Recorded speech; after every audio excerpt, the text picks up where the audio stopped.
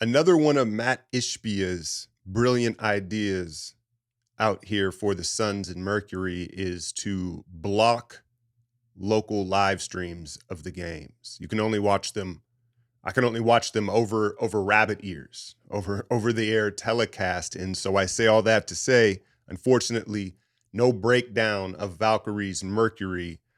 Waiting on the league pass version of it, which takes 24 hours, and then the turnover, they're playing again. But thankfully, I think this is the only game that will happen for, because 3 of the 4 matchups were on other like Ion or NBA TV or something like that. But the Mercury, I think they sit in second place. The Valkyries, clearly the surprise of the W this year. If there was a second choice, it would be the resurgence of this new look Mercury team with Alyssa Thomas, Kalia Cooper, Satu becoming a true star. They bring back Dawana Bonner, who had a huge game. And they're a tough matchup. They're a tough, legit contender again out here in Phoenix. Good, strong coach.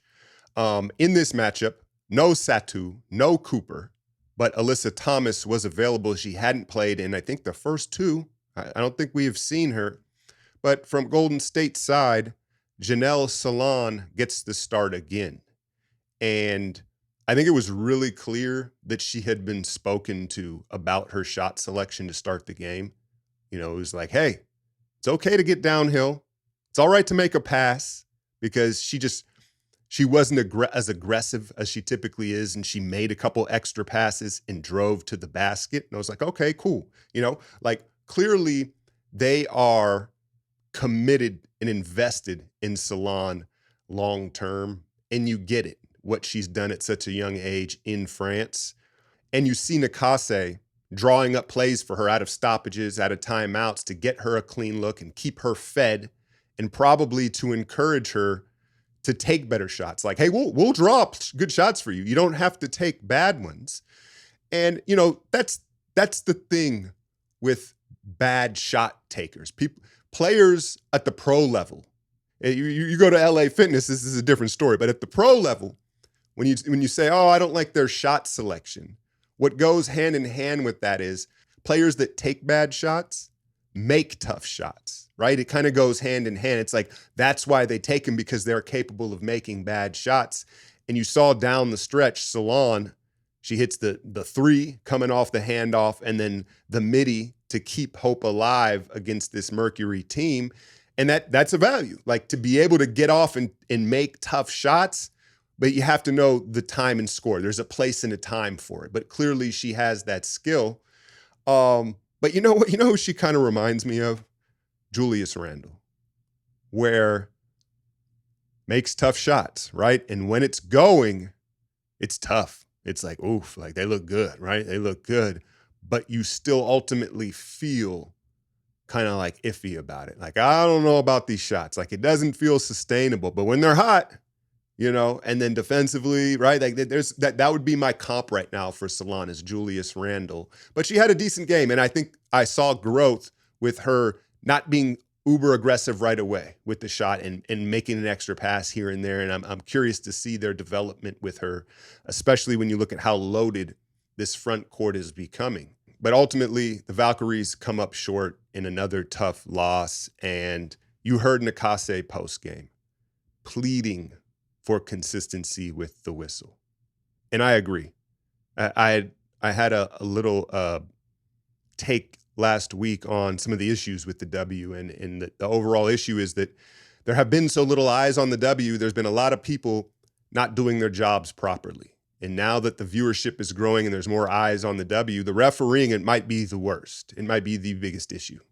And, it's not the call per se itself. And obviously going to the Alyssa Thomas touch foul for a game-winning free throw, right? But it's the consistency, like Nakase said, where you'll watch a half and they're letting them play prison ball. I mean, there's collisions in the backcourt, there's moving screens, huge body checks on layups. The second half of a game will open up, and now they're calling hot stove calls, like touches.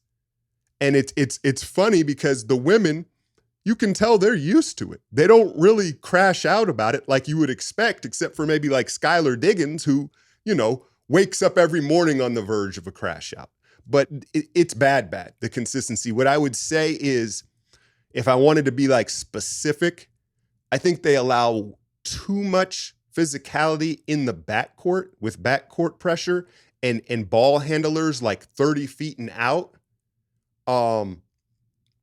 And on screens, but then again on the shot stuff, they'll call touch shot fouls, or what's the word I'm using for in the NBA? You know, like inconsequential contact calls. But like the further away you get from the basket in the W, they let them. It's rough, and then the closer you are, the more of a touch foul it is I guess how I would generalize it. But y'all let me know about that, because I'm still new to learning the W. But I agree with Nakase, and that's a tough way to lose at that game. How much bullshit did AT throw up and go in that game? Like, man, oh man. And we're talking NBA comps here. You know who she reminds me of? Prime Russell Westbrook, where it may not aesthetically look good, but the numbers and the impact, the effect she has on games is undeniable, right? Just push the pace, you back off her, that nail shot, right? And she's just distributing, and she's one of the bigger bullies in the W. Not even necessarily vocally, like she does it's natural. She's just a natural bully out there. She put the clamps on Kayla, one of the few times we've seen that, so that hurt our cause, especially down the stretch. I thought Kayla got a little thirsty to get on the board, and the new all-star, right? And she forced some shots.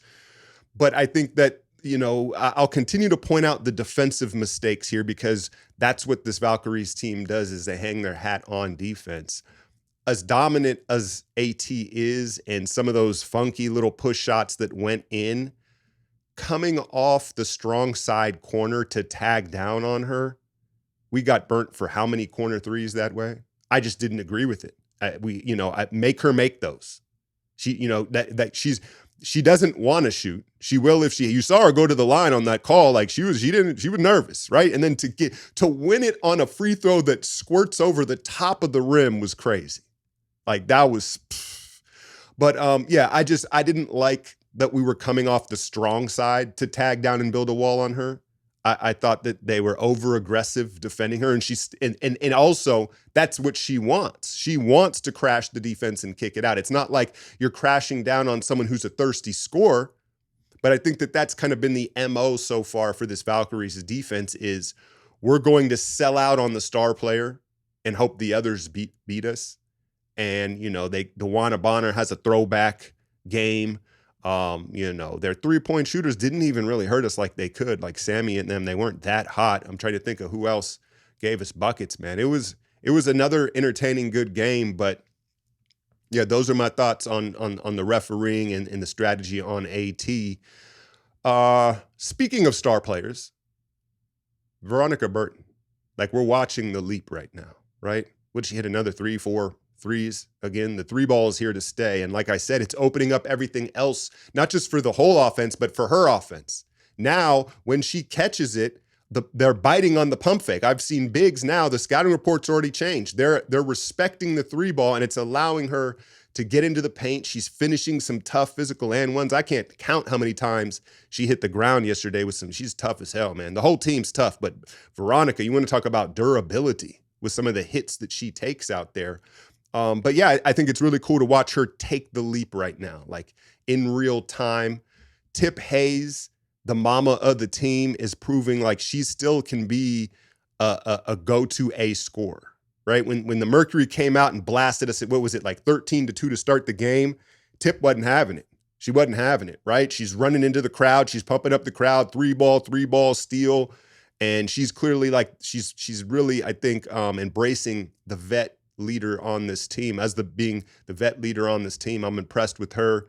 I'm impressed with the team all the way. Mo had the Phoenix, another strong defensive team. Mo had an off night. Kayla had an off night, but I don't think the offense necessarily was the problem. I thought it was paying too much attention to Alyssa Thomas defensively.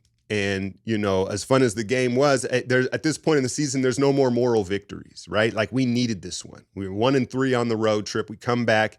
They're depleted with two of their main players. we needed this win. There's no more moral victories at this point in the season. They got to start finding ways to win these close games. Does Nakase start campaigning more for the refereeing? I think that has been a disadvantage. One of the advantages of being a new team is teams haven't been prepared for what we bring, but the word is out now, like the Valkyries are dogs. Like, you better bring your lunch pail, right? We playing like the Rents do every night. But one of the disadvantages, I think, is with the refereeing. We seem to get a very poor second half whistle in these games. Where are the coaches' challenges? These coaches are far more reluctant to use their challenge, maybe because there's only one, than the NBA coaches. But Nakase, I can't remember when she's used one. I don't know what she's holding it onto it for, because some of these plays are game-turning plays. And correct me if I'm wrong, did we already use the challenge before the AT call? Again, I wasn't able to go through the tape again on this one. I had to just watch it live, and I'm going off my notes. But yeah, they got to start to find ways to pull these out. Now, Rupert, I believe that's how you pronounce her name, Rupert, 6'4", French, shoots, quick release, big body. It sounds like as she heads over here, she's going to be a big part of things moving forward. I don't know if she's going to start. I don't think you can pull Temi from the starting lineup just because she's a vet and she's played well. I don't know if you want to mess with that like locker room thing, but she sounds like she's going to be a big part of things moving forward. Good size, again, lightning quick release, high-low post passing, and I think we'll maybe give them another option down the stretch of games in clutch minutes when the game slows down and the offense gets stagnant. Another hub, another place to go and try to finish out and get some more of these wins down the stretch. But yeah, as far as breakdowns go, Patreons, I apologize. This should be the last one I miss. There's nothing I can do. And by the time the league pass, runs this thing out here, we'll be on to the next matchup. I think they play tomorrow.